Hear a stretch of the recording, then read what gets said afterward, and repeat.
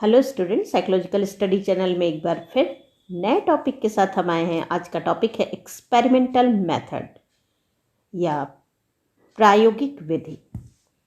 थोड़ा सा स्टूडेंट्स ये वीडियो लंबा होगा, इसलिए टाइम निकाल कर बैठिएगा और जब तक आप पूरा नहीं देखेंगे तब तक आपका कॉन्सेप्ट भी क्लियर नहीं होगा। तो जो लोग पहली बार वॉच कर रहे हैं प्लीज़ लाइक और सब्सक्राइब ज़रूर करें, साथ ही बेल आइकन भी प्रेस करें क्योंकि जैसे जैसे वीडियो बनाएंगे आपको नोटिफिकेशन भी मिलेगी। तो फर्स्ट ऑफ ऑल पहले हम ये जानने की कोशिश करेंगे कि what is experiment. Experiment is a series of observation carried out under control conditions for the purpose of testing hypothesis. Chaplin 1975। देखिए, चैपलिन ने कहा है कि एक्सपेरिमेंट क्या है? ये निरीक्षणों की एक सीरीज है जो क्या करते हैं, यानी दूसरी सबसे इंपॉर्टेंट पॉइंट है कंट्रोल कंडीशन। किन परिस्थितियों में किया जाता है? तो नियंत्रित परिस्थितियों में किया जाता है। तो क्या किया जाता है? परिकल्पनाओं की जांच के उद्देश्य से किया जाता है। तो चैपलिन की डेफिनेशन बहुत ही क्लियर कट है और बहुत ही कॉन्सेप्ट दे रही है कि एक्सपेरिमेंट क्या है। तो एक्सपेरिमेंट क्या है, यानी किन परिस्थितियों में हम एक्सपेरिमेंट करते हैं? कंट्रोल कंडीशन में करते हैं। कैसे करते हैं? ऑब्जर्वेशन के थ्रू करते हैं। क्यों किया जाता है? परिकल्पनाओं की जांच या पुष्टि के उद्देश्य से किया जाता है। यहाँ कॉज एंड इफेक्ट एकदम डायरेक्टली देखा जा सकता है। तो कोई भी प्रयोग इसी वजह से किया जाता है कि कॉज या कारण व प्रभाव के इंटरनल रिलेशन या आपसी संबंध क्या है, इसी को देखने के लिए एक्सपेरिमेंट किया जाता है। नेक्स्ट है relation between cause and effect. तो यहाँ देखेंगे कि कॉज एंड इफेक्ट क्या है। कॉज वो है जिसे मैनिपुलेट किया जा सके, यानी कि चेंजेस कर सके, मीन्स जिसे हम परिवर्तित कर सके, वो ही कारण या कॉज है। इफेक्ट क्या है? प्रभाव, यानी कि जिसे मेजर किया जा सके। तो किसी भी तरह का एक्सपेरिमेंट दो चीज़ों पर डिपेंड करता है, कॉज एंड इफेक्ट। और मैंने यहाँ भी कहा था, जैसा कि चैपलिन की डेफिनेशन भी मैंने बताया कि मीन्स कोई भी एक्सपेरिमेंट जो होता है वो इसी वजह से किया जाता है कि कॉज एंड इफेक्ट के रिलेशन क्या है। कॉज क्या है? कारण। काज वो है जो कारण में परिवर्तित कर सके, ये मैनिपुलेटेड होता है। इफेक्ट का अर्थ है किसी भी चीज़ को एक तरह से किसी भी चीज़ को मेजर करना या किसी भी चीज़ को करने के कारण क्या प्रभाव पड़ता है। तो ये क्या है? मेजरेबल है, जिसे मापा जा सकता है। तो हमारा एक्सपेरिमेंट दो चीज़ों पर डिपेंड करता है, कॉज एंड इफेक्ट पर डिपेंड करता है। नेक्स्ट है, देखिए कुछ बेसिक चीज़ें होती हैं जिनके थ्रू हम एक्सपेरिमेंट करते हैं। कुछ एलिमेंट्स होते हैं, कुछ स्टेजेस होती हैं जिनके थ्रू एक्सपेरिमेंट किया जाता है। इसे हम एक्सप्लेन करेंगे, बहुत डीप में नहीं जाएंगे क्योंकि बहुत कॉम्प्लिकेटेड है। इसमें फर्स्ट है प्रॉब्लम। यहाँ देखिए दिया हुआ है, पहला है प्रॉब्लम। मीन्स टॉपिक जब हम सबसे पहले लेते हैं या सेलेक्ट करते हैं तो एक्सपेरिमेंट करने के लिए ही हम सेलेक्ट करते हैं कोई भी ऐसा टॉपिक जिसके थ्रू हम एक्सपेरिमेंट करना चाहते हैं। सेकंड, सब्जेक्ट मीन्स प्रयोज्य। प्रयोज्य का अर्थ है टॉपिक जब सेलेक्ट कर लेते हैं तो जिस पर आप प्रयोग करते हो। कोई भी एक एक्सपेरिमेंट किसी भी पशु या व्यक्ति पर किया जाता है, तो जिस पर आप करते हो वही आपका क्या हुआ? प्रयोज्य हुआ या सब्जेक्ट हुआ या क्लाइंट हुआ। नेक्स्ट है परिकल्पना या हाइपोथेसिस। जब हम प्रॉब्लम सेलेक्ट कर लेते हैं तो क्या सर्च करेंगे? आंसर। मीन हम प्रॉब्लम रिलेटेड आंसर की खोज में हैं। तो हाइपोथेसिस, क्या ये आंसर है? नहीं, यानी हाइपोथेसिस हमारा आंसर नहीं होता है, सटीक आंसर नहीं होता है, बट आंसर का एक टेंटेटिव आंसर है, यानी जब तक हमें प्रॉब्लम का सलूशन या फाइनल आंसर एक्सपेरिमेंट के थ्रू नहीं निकल जाता या नहीं मिल जाता, तब तक एक प्रकार की भविष्यवाणी है। तो किसी भी प्रयोग को शुरू करने से पहले ये होगा, यानी हाइपोथेसिस हम लेते हैं। अब ये होगा कि नहीं होगा इसका पता एक्सपेरिमेंट के बाद ही चलेगा। तो ये हाइपोथेसिस बहुत ही इम्पॉर्टेंट फैक्टर या स्टेज है एक्सपेरिमेंट का, और पहले से ही एक एग्जम्पशन कर लिया जाता है कि ऐसा होगा तो वैसा ही होगा, या ऐसा होगा कि नहीं, ये बहुत सारे कॉन्सेप्ट आते हैं, और क्या होगा ये ऑब्टेन रिजल्ट के बाद ही पता चलता है। नेक्स्ट है वेरिएबल्स। अब देखिए वेरिएबल्स में यहाँ 2 दिया है, इंडिपेंडेंट, डिपेंडेंट वेरिएबल। देखिए वेरिएबल्स पर हम एक अलग से वीडियो बनाएंगे, थोड़ा सा शॉर्टली यहाँ पर हम डिस्कस करेंगे वेरिएबल क्या है। तो वेरिएबल्स मीन्स जो वैरी करे। देखिए इसको हम एक्सप्लेन करते हैं। वेरिएबल्स मीन्स जो वैरी करे, यानी जो बदल सके। चैपलिन की डेफिनेशन भी है कि वेरिएबल क्या है, एक चर है जो बदलता है।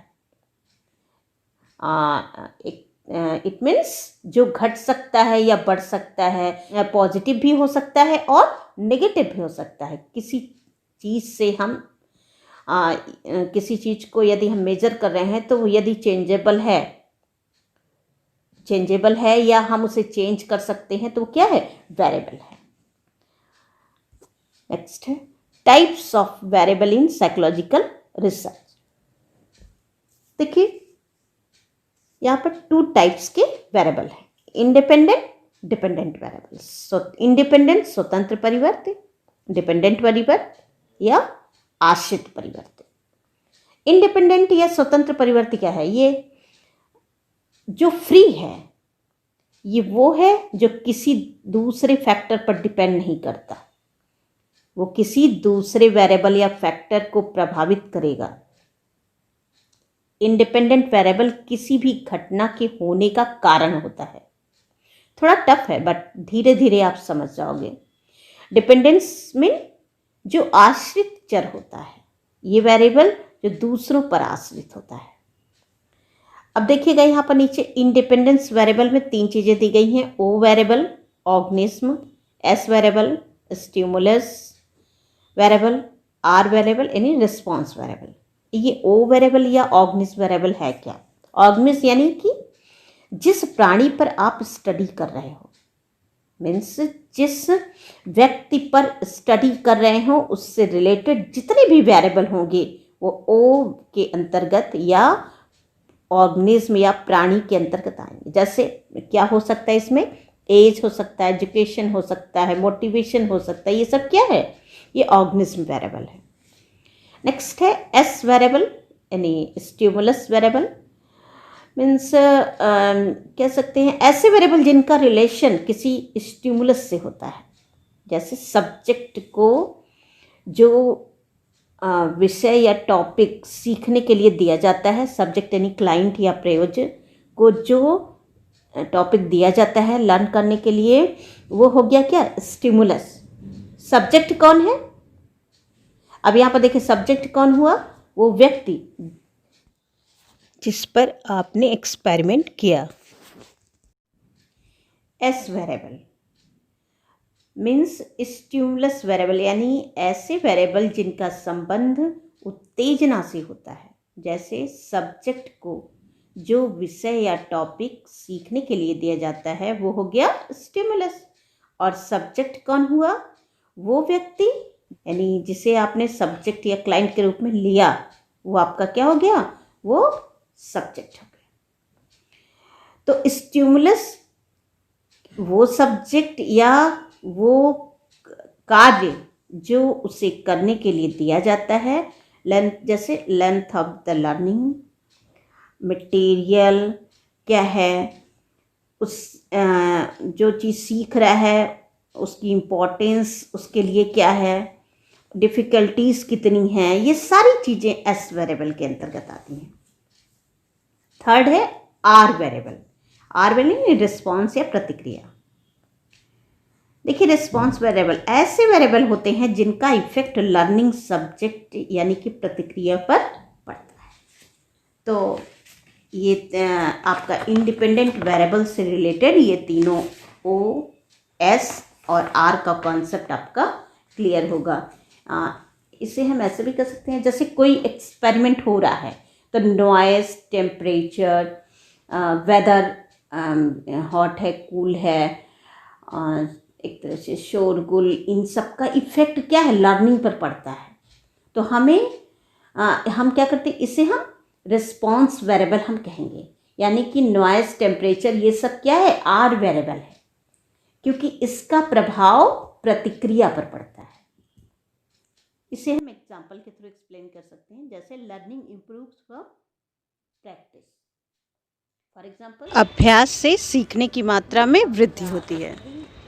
हम कभी आपने साइकिल सीखी होगी, तो आप क्या करते थे, बार बार गिरते थे, फिर सीखते थे, एट लास्ट परफेक्ट हो जाते थे। यहाँ इंडिपेंडेंट वेरिएबल क्या है, अभ्यास यानी प्रैक्टिस। इसी के कारण आप साइकिल चलाना सीख पाए। तो साइकिल चलाना ये डिपेंडेंट वेरिएबल हुआ। यहाँ कॉज एंड इफेक्ट रिलेशन भी है। प्रैक्टिस हमारी क्या बढ़ रही, प्रैक्टिस बढ़ रही है तो इसका लर्निंग पर पॉजिटिव इफेक्ट पड़ेगा। नेक्स्ट है merits and limitations of experimental methods. देखिए, यहाँ हम मेरिट्स एंड लिमिटेशंस की चर्चा करेंगे। तो मेरिट्स में आते हैं, फर्स्ट है कंट्रोल सिचुएशन। देखिए, किसी भी साइंटिफिक मेथड का गुण होता है कि वो कंट्रोल सिचुएशन में किया जाए। इसकी आवश्यकता क्यों है, क्योंकि जब हम एक्सपेरिमेंट करते हैं तो हम उसी का अध्ययन ठीक ढंग से कर सकें, यानी जिस टॉपिक पर हम स्टडी कर रहे हैं उसका हम अच्छे ढंग से या अच्छे तरीके से स्टडी कर सकें, बाहरी कोई भी फैक्टर हमें डिस्टर्ब ना कर सके। इसीलिए हम कंट्रोल करते हैं, यानी सिचुएशंस को कंट्रोल करते हैं। फॉर एग्जांपल, यानी एक तरह से कह सकते हैं कि प्रैक्टिस से लर्निंग अच्छी होती है। अभी हमने एग्जांपल भी दिया था आपको साइकिल का, प्रैक्टिस से लर्निंग अच्छी होती है। तो जब हम एक्सपेरिमेंट करेंगे तो सिर्फ जो प्रैक्टिस है उसका प्रभाव देखेंगे या देखते हैं, तो सब्जेक्ट की एज, इंटेलिजेंस, मोटिवेशन को हम क्या करते हैं, कंट्रोल कर देंगे। तभी हम ये जान पाएंगे कि वो व्यक्ति सीख पाया या नहीं। वो ओवर इंटेलिजेंस है तो सीख पा रहा है, जबकि वो सब कुछ कंट्रोल करके आप रखते हो तो सिर्फ प्रैक्टिस का ही प्रभाव देखेंगे। यानी बहुत ज़्यादा उसके अंदर इंटेलिजेंस है तभी वो सीख पाया है, तो इसका प्रभाव हम नहीं देख रहे हैं। हमने क्या किया, सारी चीज़ों को कंट्रोल कर दिया। अब हम यहाँ पर सिर्फ यही देखते हैं कि प्रैक्टिस के कारण उसका लर्निंग पर क्या इफेक्ट पड़ रहा है। नेक्स्ट है आइसोलेशन। किसी भी साइंटिफिक मेथड की ये भी एक क्वालिटी है कि डिफरेंट वेरिएबल में से किसी एक वेरिएबल को सेलेक्ट करके उस पर स्टडी करना होता है। मैंने ऊपर कहा था कि प्रैक्टिस से लर्निंग इम्प्रूव होती है, पर इसमें बहुत सारे वेरिएबल्स ऐसे होते हैं, जैसे इंटेलिजेंस है, एज है, इन सब का भी इफेक्ट पड़ता है। बट प्रैक्टिस को ही सेलेक्ट कर एक्सपेरिमेंट हम करें तो इसे हम आइसोलेट या पृथक करना कहेंगे, क्योंकि ये हमने अभ्यास को आइसोलेट कर दिया है। तो आइसोलेशन का जो मेथड होता है वो एक्सपेरिमेंटल मेथड में बहुत ही साइंटिफिक होता है। नेक्स्ट है वेरिएशन। मीन्स एक्सपेरिमेंटर जो होता है वो आइसोलेशन के थ्रू किसी भी वेरिएबल को आइसोलेट करके उस पर एक्सपेरिमेंट कर रहा, तो वो उसमें क्वांटिटेटिवली कुछ चेंजेस कर सकता है। ऊपर के एग्जाम्पल में हमने देखा कि प्रैक्टिस द्वारा लर्निंग इम्प्रूव होती है, तो यहाँ पर प्रैक्टिस की मात्रा में कमी या अधिकता करके उसका इफेक्ट लर्निंग पर देखा जा सकता है। तो ये क्या है, एक मेरिट्स है कि वेरिएशन यानी कि परिवर्तन मीन्स क्वांटिटेटिव चेंजेस हम ला सकते हैं इसके थ्रू।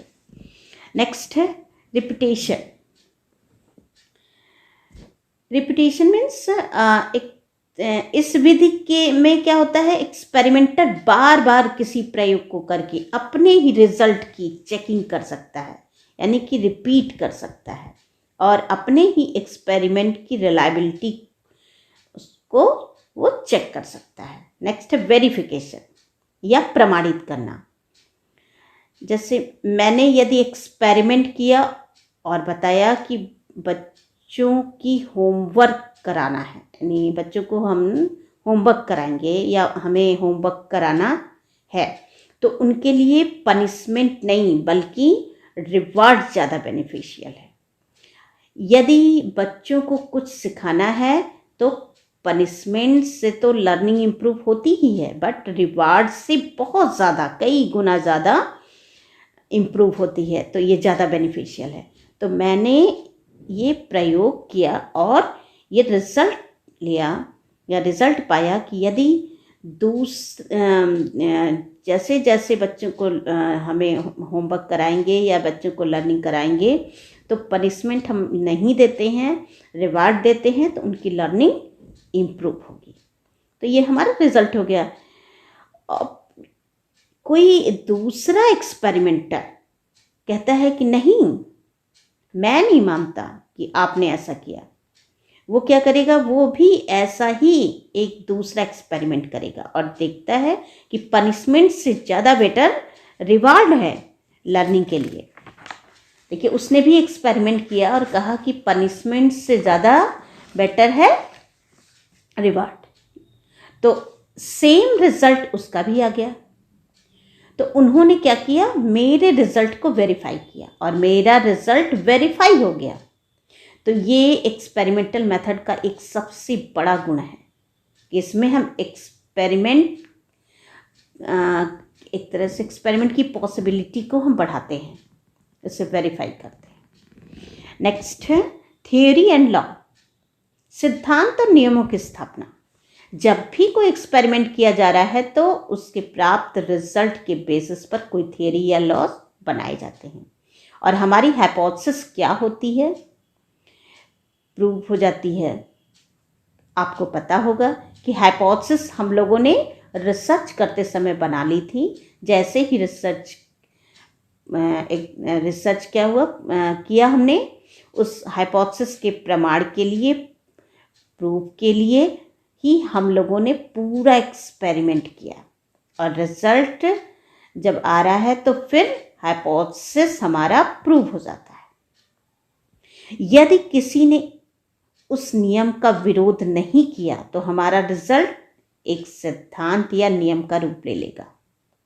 तो ये एक साइंटिफिक मेथड का गुण है कि हम कोई भी एक्सपेरिमेंट करते हैं और उसके बाद कोई थ्योरी देते हैं या कोई नियम देते हैं। तो इस प्रकार हम देख रहे हैं कि एक्सपेरिमेंटल मेथड के कई एक मेथड हैं और इसके कारण ही ये हाईली साइंटिफिक मेथड है।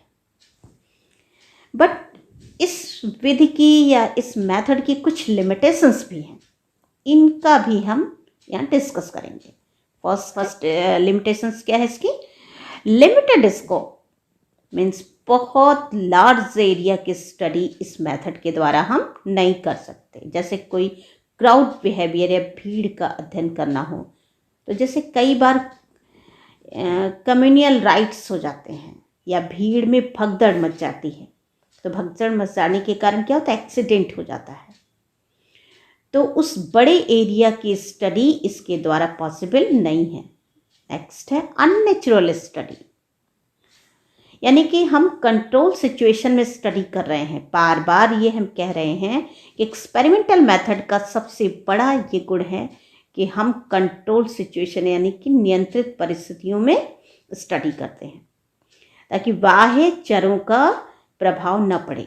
तो कई बार ये इन्वायरमेंट जो होता है वो अननेचुरल हो जाता है, क्योंकि आप कंट्रोल करके किसी से काम करा रहे हो तो वो क्या है, अननेचुरल है, और उस दौरान रिजल्ट तो मिल जाता है बट सिचुएशन में जब उसकी सिचुएशन नेचुरल होगी तो फिर निष्कर्ष नहीं मिल पाता।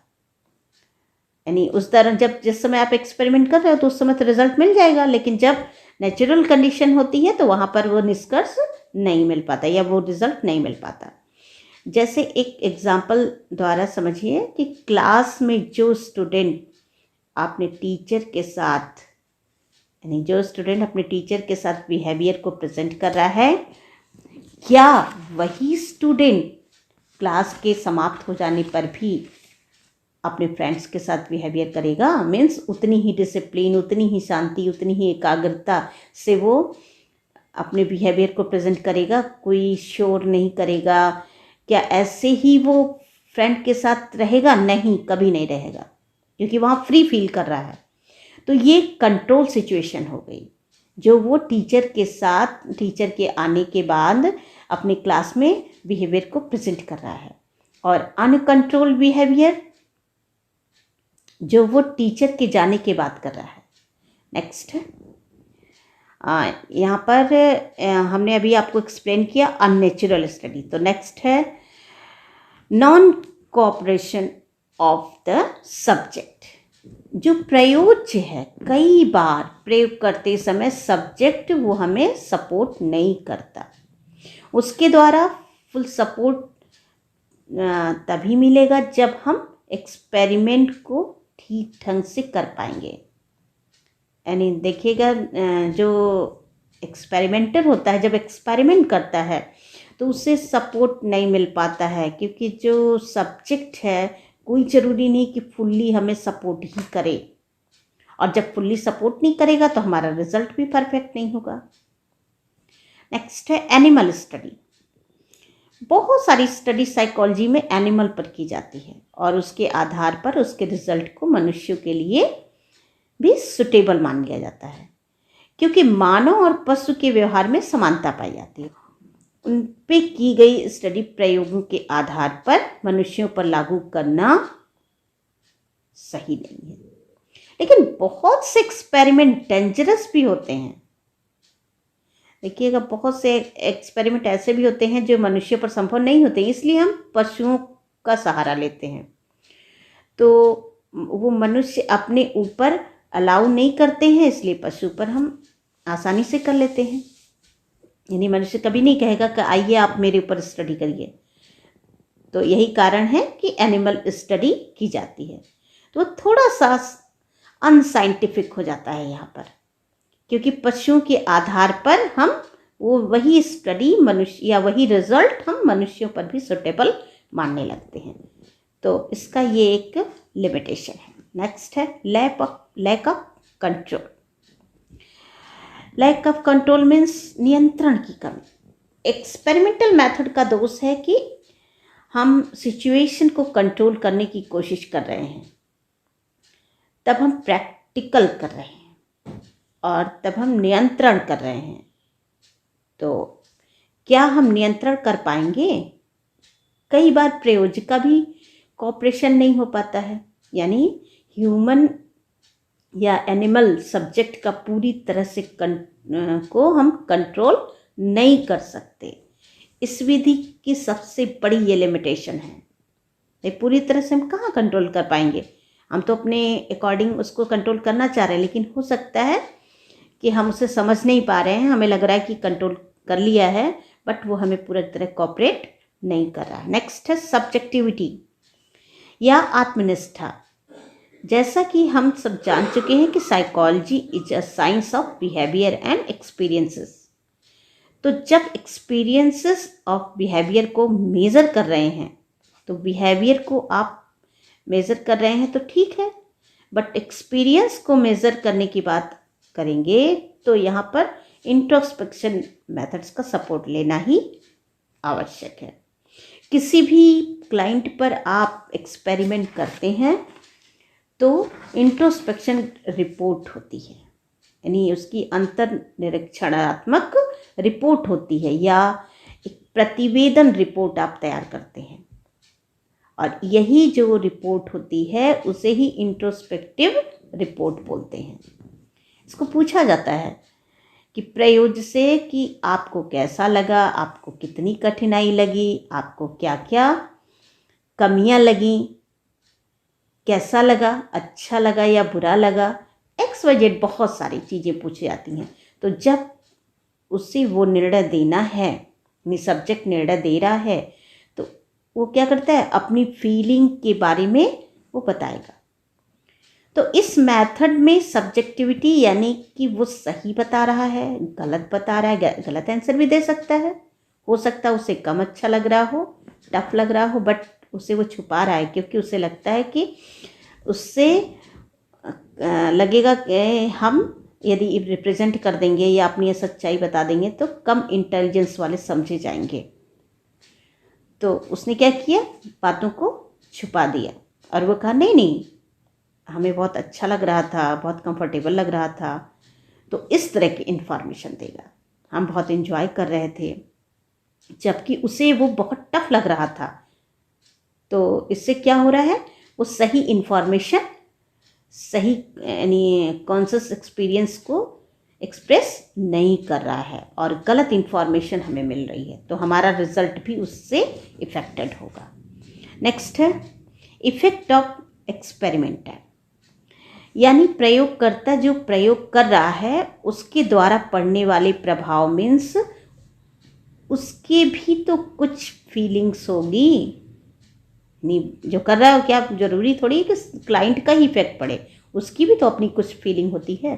तो प्रयोग के रिजल्ट पर एक्सपेरिमेंटर के प्रेजुडिस, एटीट्यूड, इन सब का भी प्रभाव पड़ता है, इसलिए जो ऑब्टेन्ड रिजल्ट है वो इफेक्ट होगा।